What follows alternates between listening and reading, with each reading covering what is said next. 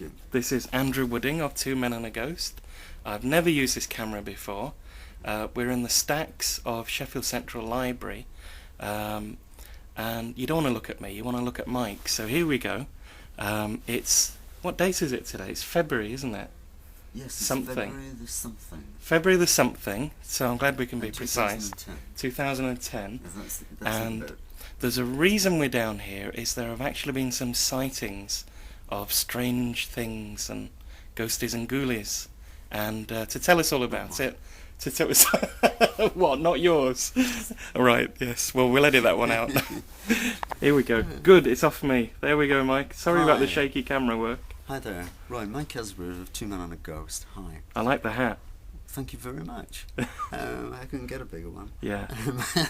If you're listening to the podcast version, you can't see the hat, so... It's a shame, it's a really prim, it's a nice fedora for It those is. interested.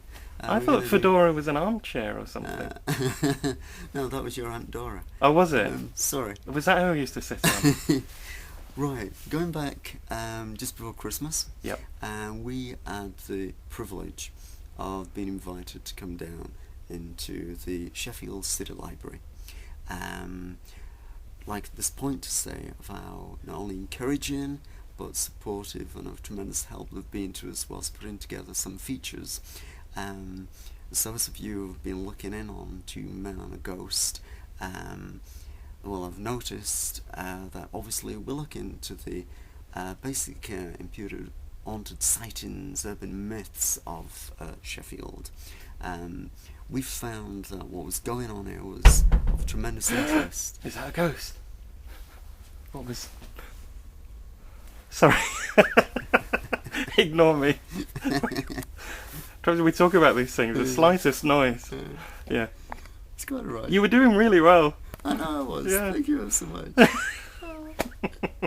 It's when I suddenly vanished. No, it freaks me out because there's no windows here. I can't see what's going on. Well, I think we're alone, and then I keep hearing bumps. Just as a sidetrack, when you said no windows, I've been, as you know, mate, I've been in the comic industry for about going on 31 years. Yep. And the very first room I worked in, I set it up inside. It was a broom cupboard, which had obviously no windows. And if I stretched my arms, I could touch all four walls. And I don't really know why I'm telling you this, because it's totally pointless. But it was just when you mentioned about the no windows, I had a mental flashback thinking, no windows. Yeah, really mental's the word, Mike. Yeah, I really wish I'd gone into that. So what were we talking about? Right. What was on telly last night? Okay, meanwhile... meanwhile... we found that... I totally distracted me with that.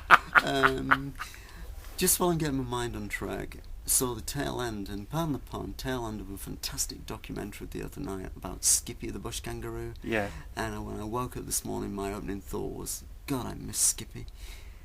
Maybe we'll see the ghost of Skippy. Well, you never know, it might hop along. Anyway, the thing is that there had been some sightings regarding the paranormal here at Sheffield City Library. Now, what encouraged us and what we found to be of great interest was that the people who had reported these are people that are just like you, just like I am. At this point you're thinking nobody is like those guys, but honestly... I thought they were women. Sorry. Oh, sorry. But they are straight, ordinary, down-to-earth people. Oh, absolutely, who yeah. had a paranormal experience. Yes. Now, if we're honest, I think at some time in life we all have something that we can't explain. I used to have that about my mother's cooking, but that's another story for another time. But something had occurred. We'll go into depth a little bit more about what something was. The main thing, as Andrew rightly pointed out, we got the privilege of being down in the very basement of the library. This is the stack, or the stacks, I'll probably mispronounce that incorrectly, but it's absolutely fantastic. It makes you long for the day when people keep wanting to perhaps replace the written word with the electronic age. We'll just sit back and say, no, we shouldn't do it, because we've got around us this luxury. I mean, it is sheer luxury. so there's no other What, word the smell for of it. paper and dust. It's fantastic. yeah. It is just From absolutely floor gorgeous. to ceiling. Are you following me with this? Oh, shall we? Right, it's video, well, so we we're need to gonna have some do- action. Follow me. We're Yeah, gonna there we walk go. around. Yeah. Okay. While we're down, I if hope I you don't suddenly trip over. falls over, yeah, it'd be like a scene of Blair Witch, Yeah. And this is the Rear Itch Project. Scrap that one. I've got some ointment for that. Down here, there was a sighting where a member of staff, whilst working here, happened to notice at some level that there was, one can only describe it as this strange darkness, this strange entity, but light somehow coming from the centre of it. The feeling that it provoked was a feeling of great uneasiness, a feeling that you don't go near. Again, I wish to emphasise the fact that we talk about people who, just like you and I, we go about our daily routine of life, but sometimes we encounter something that is unusual. Sometimes we find something strange that we cannot explain. That is the whole emphasis of Two Men and a Ghost. We can't explain it. We just are there to record it. We're just there to report it. We put in our own views, of course, and of those of you who are enjoying the blog, we have a great sense of humour. So be told. Not by many. I can do zoom on this.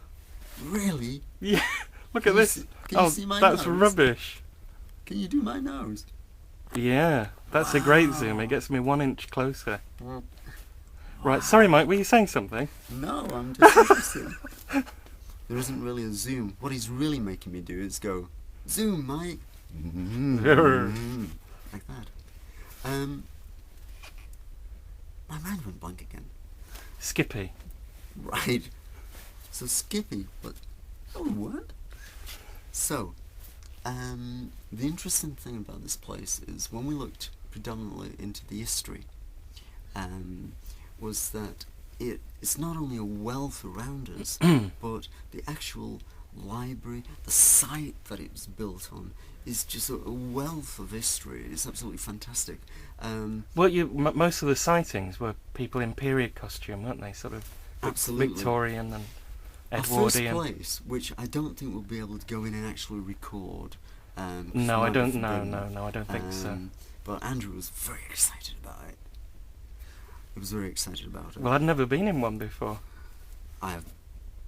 No, I haven't. When I was about 5, we had to go into the ladies' toilet area. Now, obviously, the people who took us in there double-checked that it was all okay, and that there was nobody actually in there. But when the idea behind this was that on one occasion, that one member of staff was coming out, and as she walked past one of the cubicles that was open, she noticed standing there was a person in like Victorian garb, Victorian dress. Two things that are very interesting from this observation. Number one, she described in detail the colour of the garment, the clothes that this person was wearing. Number two, that we found very interesting, is, and it's to point out right now, we're not here at midnight. In fact, I'm guessing right now... Is it midday? I'm guessing, yeah, it should be about midday. I'm a right bit now. hungry. So if you hear strange sounds, it's Andrew's stomach. Yeah. The apparitions that were seen were through the daytime.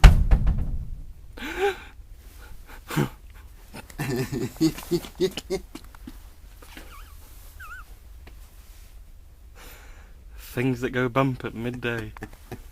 That was really funny. Sorry, That was really funny. I enjoyed that. Makes you think, doesn't